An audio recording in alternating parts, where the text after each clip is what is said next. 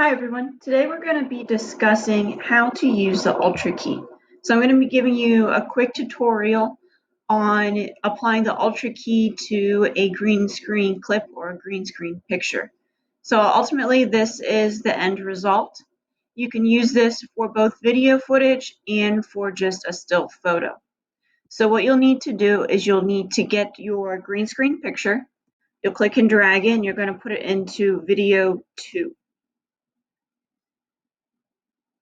Just like so. I need to rotate my picture, so I'm going to select it and I'm going to go to Effect Controls. I'm going to open up Motion and I'm going to change the rotation to 270 and it will brighten my picture. I also am going to scale to frame size by right-clicking, select Scale to Frame Size. Next, I'm going to pull over my background picture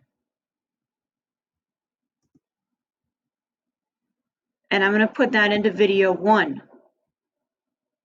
The background picture also needs to be rotated, so I'm going to select it, go to Effect Controls, open up Motion, change the rotation to 90,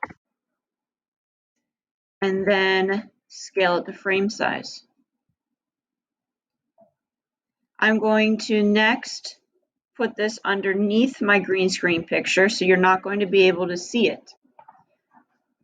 You'll then go to your effects bar and you can either type in Ultra key if you don't already have it saved, but I have it under my custom bin. I'm going to click and drag it and it goes on the green screen picture.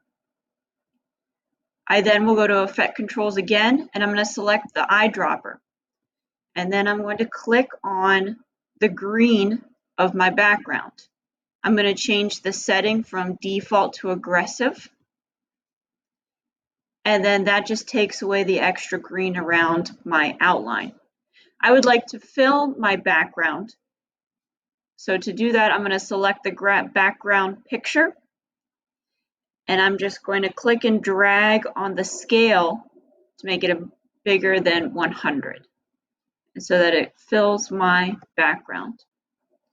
And there you have it. That is how you take a green screen picture, apply the Ultra key, and change the background.